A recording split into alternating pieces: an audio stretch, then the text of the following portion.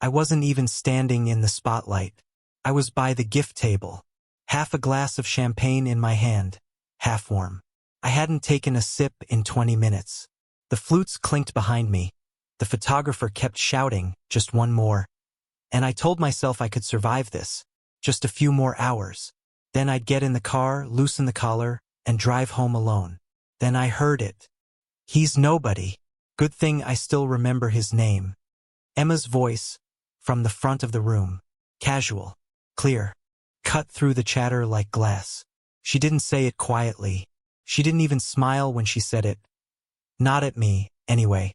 Just turned toward her new in-laws, lifting her champagne like she was raising a flag, and let it fly, like it was some throwaway joke about an old neighbor, or a server who brought the wrong wine. I didn't flinch. I've been in banking long enough to know how to hold my face steady while people lie to me. My jaw stayed tight. My eyes didn't move. But inside something twisted hard. Like a rope snapping beneath a bridge. Like something that had always been stretched too tight, finally giving out. Mr. Roberts, the groom's father, was standing a few feet away. He hadn't noticed me until just then. When he turned and caught my face, his eyes locked for a second too long. "Oh my God! Is that—" he started, and then stopped himself.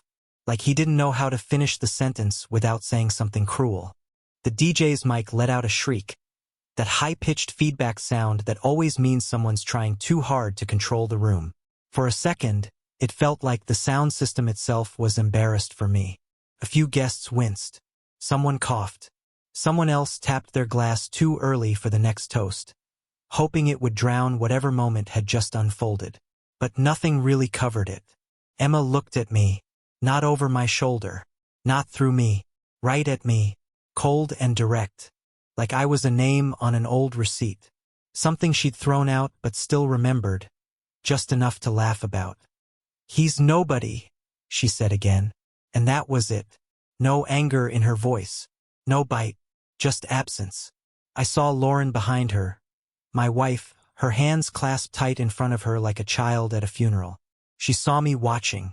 Her lips parted, barely, but she said nothing. Just gave me the look. That old, familiar look. "Please, not tonight." Then Emma shifted again, like she was changing scenes in a play. "This," she beamed, "is my real dad, Alex Kramer." And he walked in like he owned the moment. A navy suit, the kind you rent 2 days before. Department store shoes. A gift bag in his hand like he'd just come from Walgreens. But you'd think he was royalty the way he grinned for the photos. His shoulders pulled back. His smile tight and polished like he practiced it in the car. He didn't belong. Not here. Not in this room, not in this family. But he knew how to make it look like he did. He hugged Emma. Too long, too high on the back, and scanned the room like he was trying to see who else might be watching him shine. I watched the guests pivot. The air shifted. The narrative rearranged itself around him in real time, as if the years I'd spent were erased in a blink, replaced by a stranger's handshake and a photo op. Nobody noticed I was still standing there, one hand resting on the edge of the gift table, holding a half-warm drink like it was a lifeline. I thought, let it go. Let her have the day. Let the curtain fall without you in the scene. But I didn't move. My feet stayed planted, because I needed to see what came next. Emma turned back to her new husband and said something low. He nodded, smiled like a politician. His family laughed. Too loud, too eager. They didn't know the history. Or worse, maybe they did, and this was just more polite theater. Alex shook hands with Mr. Roberts, patted the groom's back like they were old friends. When he passed by Lauren, he gave her a quick nod, and she smiled. Small, nervous. She looked at the floor, then back at me. She was waiting for my reaction, bracing for it. I gave her nothing. My hands didn't tremble. My face didn't crack. I just kept holding the glass, half full of a drink I didn't want, listening to strangers toast a man who hadn't earned a thing. 16 years I had been part of Emma's life. Not all of them good.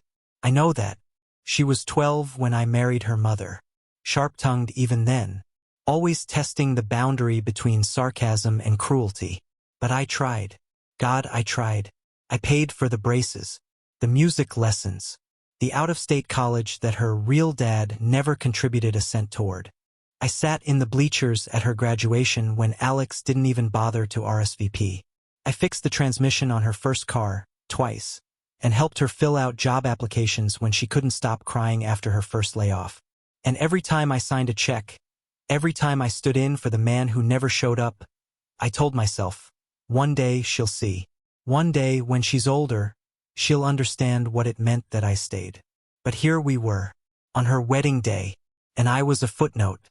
He's nobody. My chest felt hollow. Not broken, hollow. Like the parts of me that used to hold hope had finally been scooped out, made room for something colder. Mr. Roberts came over a minute later. Quietly, hands in his pockets. He glanced toward Emma and Alex, then leaned close. "Did you know he'd be here?" he asked, voice low. I shook my head once. Lauren arrived a moment later, like she'd seen enough to know it was time. She took my arm, light touch, like she was holding a balloon string, and tried to smile. "Come with me," she said. No explanation. I followed, because I always did. We walked past the catering table, down a side hall where the music couldn't reach. I heard Alex's steps behind us. I didn't turn.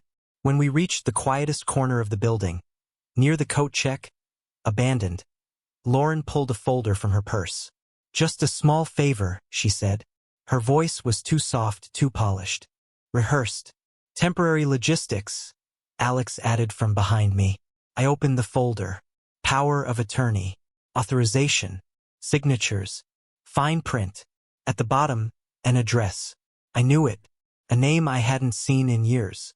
A shell company we'd flagged back in my banking days, tied to a ring of offshore fraud cases that never got prosecuted. I looked at Lauren. "You brought this to a wedding?" I said. She glanced at Alex. "When else would we all be in the same place?"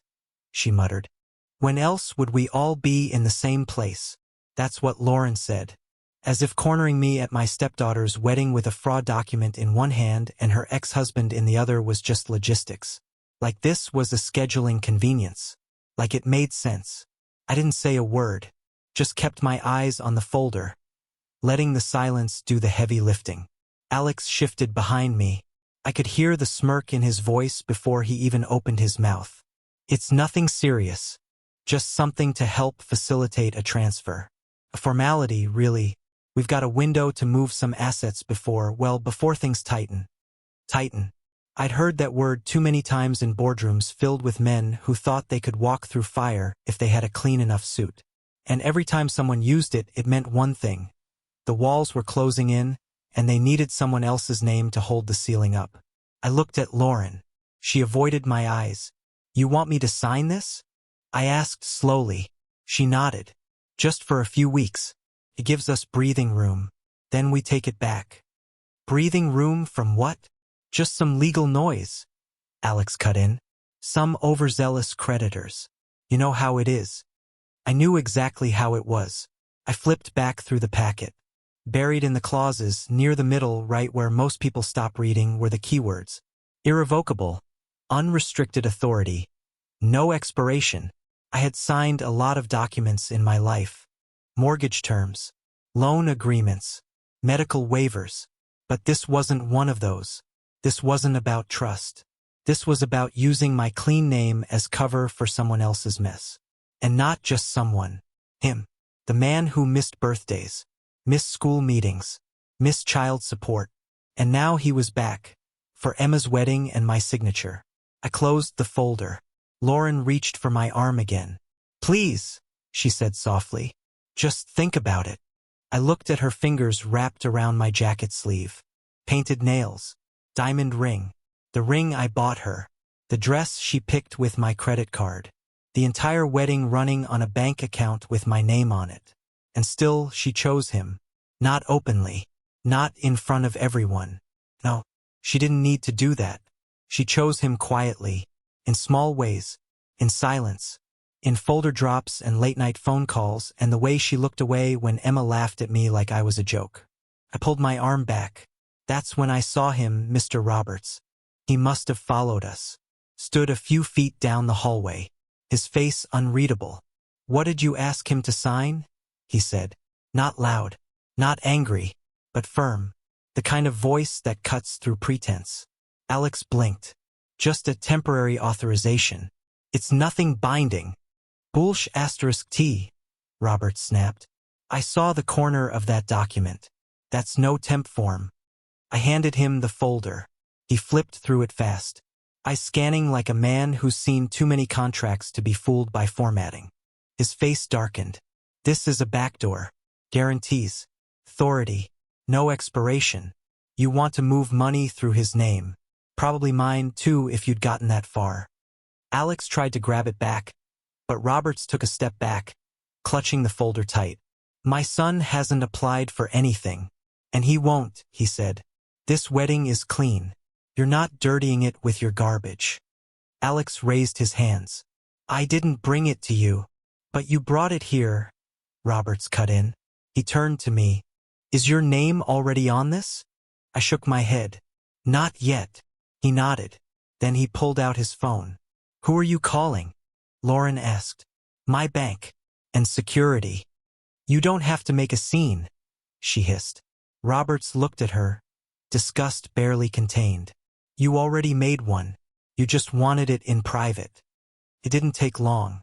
The venue manager arrived. Then 2 security men in black jackets. No drama, no shouting, but they stood near Alex. Just enough distance to let him choose how he left. He chose poorly. "I'm Emma's father," he said, gesturing at the room behind him. "This is her day. I'm not going anywhere." One of the guards tilted his head toward Roberts. "Is he causing trouble?" "Not yet," Roberts said. "But check the folders he's carrying. You'll want to scan those pages." Lauren stepped between them. "You're blowing this out of proportion." Roberts turned to her. "I remember when you were quiet, when you didn't pick sides. I thought that was grace. Turns out it was just cowardice." Her mouth opened, but nothing came out. Then Roberts walked back toward the ballroom. Emma was at the head table, her smile frozen in place, like she knew something had gone wrong but didn't want to name it. The groom was whispering to someone, probably his brother, maybe one of the groomsmen. The DJ cut the music. "Ladies and gentlemen," Roberts said into the mic, "can I have your attention for just a moment?" A hush fell over the room. "Tonight is about family, and sometimes that means protecting them." He looked directly at me. "This man," he said, pointing without hesitation, "once helped save my company. Not for money, not for credit, just because it was the right thing to do." Some people turned. Some nodded. Others just watched, confused. "And tonight," he continued, "someone tried to make him sign something that had no business being here. At a wedding." He held up the folder. People stared. Alex stood near the door now, pale and still. Lauren was frozen beside him. Emma stood. Slowly. "Dad?" she said. But her voice was small now. No laughter. No superiority. Just uncertainty. Alex tried to speak, but Roberts cut him off with a hand gesture. Then he looked back at me. "You didn't sign it," he said. "That matters." And then, to the crowd, "Let's get back to the celebration." He handed the mic back to the DJ. Music stuttered, then returned. Nobody dragged Alex out. The security guys just stood near him. That was enough. He looked at Emma one last time, tried to reach for her shoulder, but his hand didn't make contact. He left. Lauren followed. Not right away, not dramatically, but 10 minutes later, I noticed she wasn't at the head table anymore. Someone whispered that she went outside. Nobody followed her. I stayed seated for another hour, watched the toasts, smiled when it was appropriate, raised my glass during the father-daughter dance, though it wasn't mine. Nobody asked me to dance. Nobody pulled me into a photo. But Mr. Roberts found me again before he left. "Still waters," he said. "That's what they forget. Everyone underestimates the man who doesn't shout." He shook my hand, firm, with respect. That night, after the lights went out and the last Uber left the gravel lot, I drove alone to a diner off the highway. ordered burnt coffee, sat in a booth under flickering neon. I didn't feel victorious. I felt released. The humiliation had been public. But so had the unraveling. I wasn't the villain in their story anymore. I was just the man who refused to sign. That's when the message came through. Lauren. Just a text. You're too involved. For words. The final thread snapping. I looked at it for a long time. Then I logged into the bank. The joint card? Declined. My authorization? Removed. My name? Stripped from the shared accounts. I stared at the screen. At the transaction history. At the quiet, precise way she'd erased me. And then I smiled. Because I saw it for what it was. Not punishment. Not revenge. Just clarity. I wasn't nobody. I was the man who'd finally stopped paying for everyone else's mistakes. The next morning I woke to silence. No text. No call. Not even the auto-generated "thank you for attending" from Emma's wedding website. Just silence. The kind that doesn't hum or whisper or offer anything at all. Just a blank space. I'd stayed the night at the same diner parking lot. Didn't check into a hotel. Didn't call Lauren. I sat there in the car, long after the coffee had gone cold. Watched the sunrise drip across the windshield like a slow bleed. Felt honest, at least that light could take its time. Everything else in my life had rushed toward collapse. The sun at least had patience. When I got home, the door was unlocked. Inside, everything was exactly where I'd left it. Couch cushions fluffed. Mail stacked on the counter. The framed photo of Emma's college graduation still sat by the television. I'd paid for that degree. Every term. Every late-night Uber to get her back to campus. I remembered wiring her an emergency deposit when she missed a rent deadline. Lauren had texted me. She's embarrassed to ask, but she needs it. She wasn't embarrassed to laugh at me yesterday. I stood in the doorway for a long time. No shoes removed. No keys hung. Just standing. Breathing in a house that suddenly felt like it had no owner. Lauren wasn't there. Her car was gone. Her charger, too. She never traveled without it. I went to the office and opened the drawer where we kept all our shared documents. The marriage license was still there. Mortgage statements. My insurance policies. Her will. My signature on nearly every page. I looked at those pages like they belonged to someone else. A man who thought building something meant it would last. By noon, I got the second message. Emma, this time.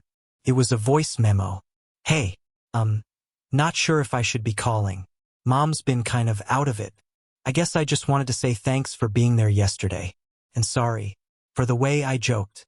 It was just nerves. I didn't mean it like that. Anyway, no apology.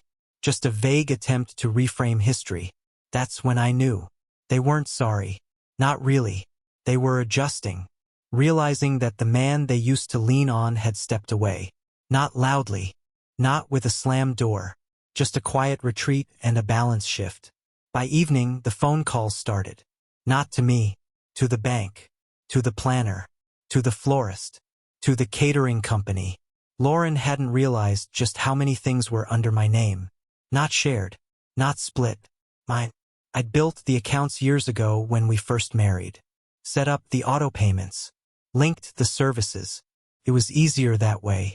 Cleaner. More efficient. And she never asked questions. Why would she?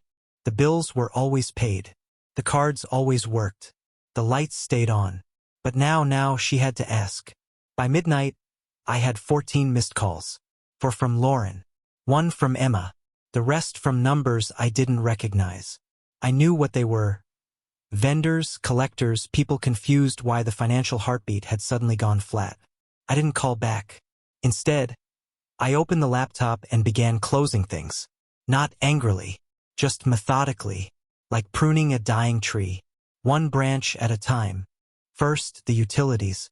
The house was in both names, but the electricity, gas, water, all mine. I transferred responsibility. Not disconnected, I'm not cruel. Just reassigned. Then the credit cards. The joint ones. The ones Emma had used for emergencies over the years. Booking flights. Buying interview clothes. Upgrading her phone. Cancelled. I pulled up the shared Dropbox folder Lauren and I had used for household management, receipts, tax documents, warranties. I downloaded a copy for myself. Then I deleted it. By 2 a.m. I felt something close to stillness. Not peace. Not yet. But stillness. The next morning, she showed up. Didn't knock. Just walked in with a look on her face like she wasn't sure whether to scream or plead. You changed the locks, she said. I did. You moved the money. I did. Her eyes were blood*T. Hair pulled back. She wore the same outfit from the wedding rehearsal. A pale blue dress, she said, made her feel young. Today, it made her look small. Why are you doing this? She asked. I tilted my head. You sent me a message, I said. Said I was too involved. That's not what I meant. It's exactly what you meant. She sat down on the edge of the couch, like it was still her house. I panicked, she whispered. Alex told me it was urgent. He said he had it under control. I didn't know. You didn't care. That landed. Her jaw tightened. She looked at the picture on the TV stand. The one of Emma in the red gown, throwing her cap in the air. You were always so good at holding everything together, she said. I guess I thought you'd do it again. She looked up. You always do. Not a compliment. A confession. She had relied on my silence, my steadiness, my refusal to collapse. She had banked on it. I said nothing. Lauren reached into her bag and pulled out a folder. Not like the one from the wedding, this one was thinner, less polished. These are the revised documents, she said. The ones without power of attorney, without the address. Alex's, he's gone. I told him not to come back. I just thought, if you'd reconsider. I won't. But we need. No, I said. You need. Not we. Her mouth opened, closed again. She looked around the room like she was trying to locate something. Something she'd lost. He's not a good man, she said. You know that. And you let him stand in front of everyone, I said. And call himself father. She looked at the floor. I didn't plan that. No, I said. You just didn't stop it. We sat in silence. Outside, a bird sang. Somewhere down the street, a dog barked. Life continued. Indifferent. Finally, Lauren stood. I didn't come here to beg, she said. You should have. Her eyes flashed, but she swallowed the anger. She walked to the door, paused, then looked back. She'll reach out again, she said. Emma. She knows she crossed a line. I nodded. I hope she does, I said. And I hope she understands that forgiveness isn't free. Lauren left. No slamming, no shouting, just footsteps, and a door clicking shut. That was the last time she entered this house without asking. That week, the bank sent me a notification. The wedding charges had bounced. Florist, caterer, photographer, all tied to a card that no longer existed. I imagined the calls, the voicemails, the scramble to find someone else to blame. But I didn't answer. I didn't respond. I had stepped back, and I wasn't returning. It's strange how quickly a house adjusts to absence. The silence comes first, a stillness that fills the corners like fog. Then it's the little things, one toothbrush in the holder, one coffee mug in the sink, one set of footsteps echoing down the hallway that used to hold 3. I didn't turn the TV on for a week. Not once. I think I was afraid it would sound too loud. Or maybe I didn't want background noise anymore. I'd had enough of that. All the years of muffled contempt, whispered conversations behind closed doors, the rustling sound of people deciding who I was without ever asking me. Lauren didn't come back. She didn't ask to. Her name stayed on the deed for now, but I knew she'd eventually sell it to me or walk away. She didn't want the fight. She wanted the illusion, the neat ending, the things just didn't work out story she could tell her friends. That's who she was. A woman more comfortable with omission than confrontation. Even her betrayal had been quiet, paper thin. Emma called once. Not a message. Not a text. A real call. I let it ring the first time. Watched her name flicker on the screen like a ghost I hadn't invited. Then, on the fourth ring, I picked up. "Hi," she said. I didn't answer. She filled the space with nervous breathing. Then words. "I shouldn't have said what I said. At the wedding. It was ugly. And unfair. You didn't deserve that." Still I said nothing. "I was trying to make a joke," she continued. "I thought I was being funny. I was nervous.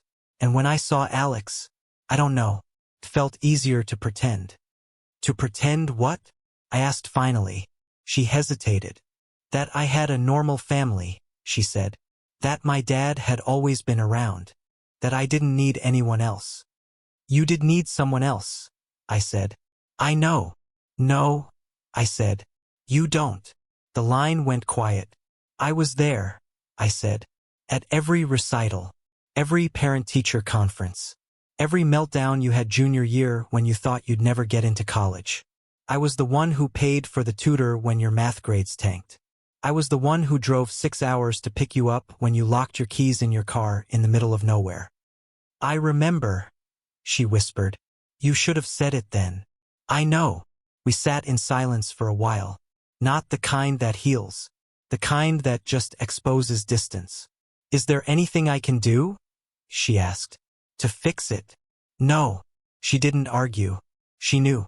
Some things don't get fixed. They get accepted. "I wish I'd been better," she said. "You were exactly who you are." That stung. I heard it. She wanted to rewrite the story. Make it into something redeemable. But I wasn't offering that. "Not anymore. I guess I'll let you go," she said. "Just thank you for everything." I hung up without saying goodbye. Not out of cruelty. Out of clarity. That call wasn't about love. It was about guilt. And guilt is a poor substitute for change. A week later I got a letter. Handwritten. From Lauren. She didn't beg. She didn't accuse. She just laid it out. How she hadn't realized how deep the divide had gotten. How she'd let Emma's bitterness become the language of the household. How she had allowed Alex back in because he made her feel young, powerful, visible again. "You were always so steady," she wrote. "And I was tired of steadiness. I wanted excitement. Something that didn't feel like a mortgage and a grocery list." That was the line that stuck with me. I wanted something that didn't feel like a mortgage and a grocery list. As if that was all I had ever been.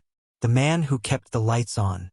The man who replaced light bulbs and wrote checks and asked nothing in return but civility. That was the trade, wasn't it? They gave me toleration. I gave them stability. Until the day I asked for respect. And then they ran.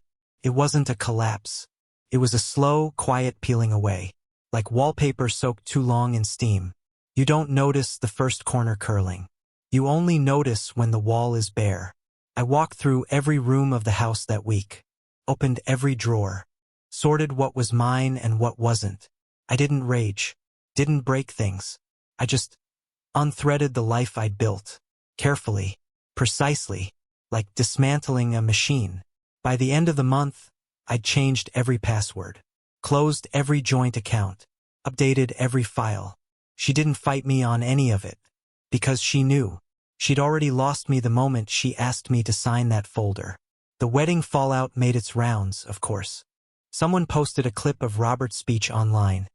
Shaky phone footage with bad audio and too many subtitles. "Father-in-law saves wedding from fraud disaster," it read. The comments loved it. Called me a hero. A genius. A man who read the fine print. None of them knew the truth. I hadn't saved anything. I just stopped covering the debt. Eventually, Roberts called. Said he wanted to meet. Said he owed me a drink.